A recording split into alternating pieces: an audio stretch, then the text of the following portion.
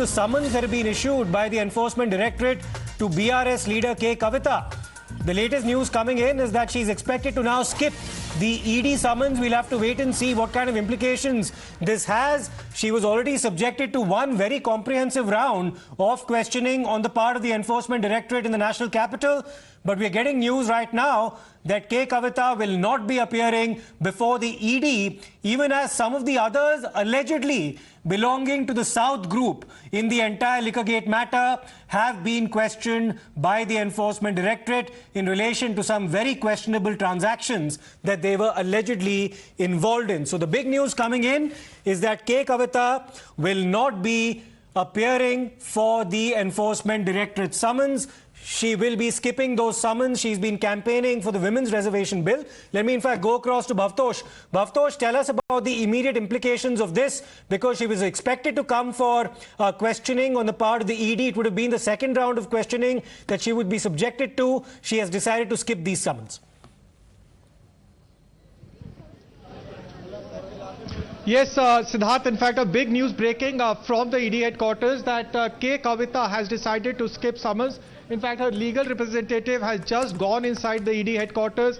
What she has said is that because the matter is now pending before the Supreme Court, and the Supreme Court will be taking up the issue on 24th of March, and that she had joined the investigation on 11th of March, and that she was questioned for nearly 9 hours, that she would not be appearing for questioning. Well, the day started with us getting an information that she will be holding a press conference, and it would be an explosive press conference. That did not happen. That was in fact delayed by at least, one can say at least by 100 minutes or more than 100 minutes. And then subsequently, what we gathered was that K Kavitha is not appearing before the Enforcement Directorate. In fact, her lawyer has just gone inside this building and will be submitting an application on behalf of K Kavitha.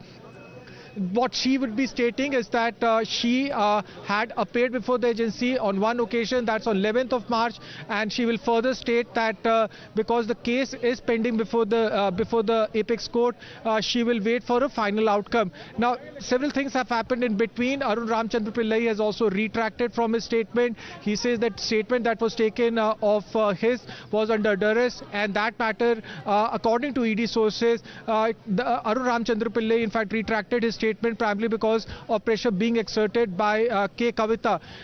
This matter was also heard in the special court. Arun Ramchandra Pillai's custody is getting over today. ED will try to seek further custody, and Bucci Babu Gorantala, has also been summoned by the Enforcement Directorate. Many are saying that she was fearing that some kind of action will be taken against her, and that is the reason why she refused to come and join the investigation. If I can ask my VJ, Jasprit, to pan the camera. Well, security arrangements were put in place right from morning, Siddharth, and the whole idea was to barricade this place so that none of the supporters of BRS come anywhere close to the ED headquarters. Well, that won't happen because K Kavitha, after consulting her legal team as well as her father, has decided not to join the investigation. We'll wait for the Supreme Court order. Now, one has to wait and see what would be the decision of the Enforcement Directorate. Will Enforcement Directorate accept her plea, or will ED issue another summon? Now, the last time around when he had asked for further time till 15th of March, ED had given her only 2 days time. So one has to see what will happen next. Okay, absolutely. In fact, let me go across to Priyank as well. Priyank, this is a big step, but something that was along expected lines, because K Kavitha had applied to the Supreme Court to quash or stay the summons issued by the Enforcement Directorate against her. The Supreme Court did not do that, but ensure that the hearing would take place at a later date. So can we expect the ED to take any precipitate action before that, or is it now likely to issue a fresh date for the summons?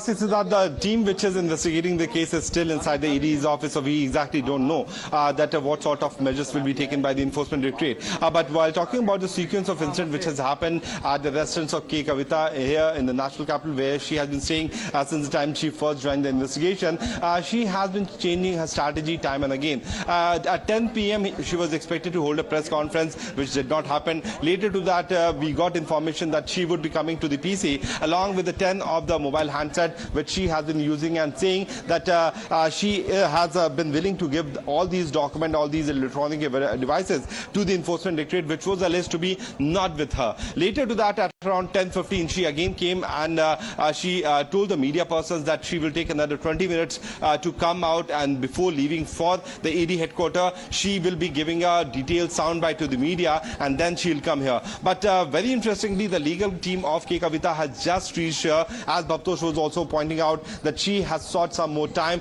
to join the investigation. Because you know that Buchi Babu could have been confronted with her. We know that Manish Sisodiya is already here, who could not have been confronted with K Kavitha last time. So there are several things. If you see the statement of Buchi Babu, which was given in the month of February to the Enforcement Directorate, he has very specifically stated that Vijay Nair was working as the middle person, to be point person in between the AAP government as well as the K Kavitha, and it was assured that the money should have been given.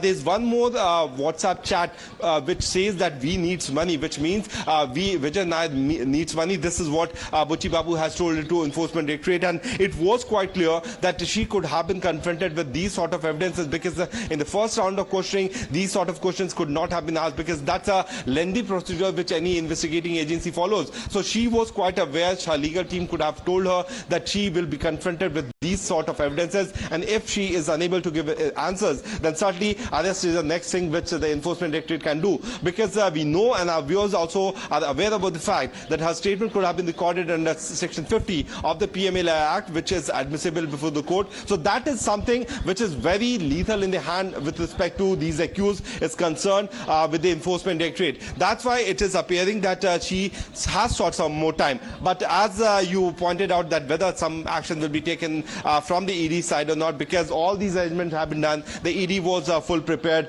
to question K Kavitha. We know that the senior officials could have prepared the list of the questionnaires for K Kavitha, but few minutes after the time period when she was told to join the investigation, she has sent one legal representative saying that she won't be able to join the investigation today, since the matter is also expected to come in the Supreme Court of India.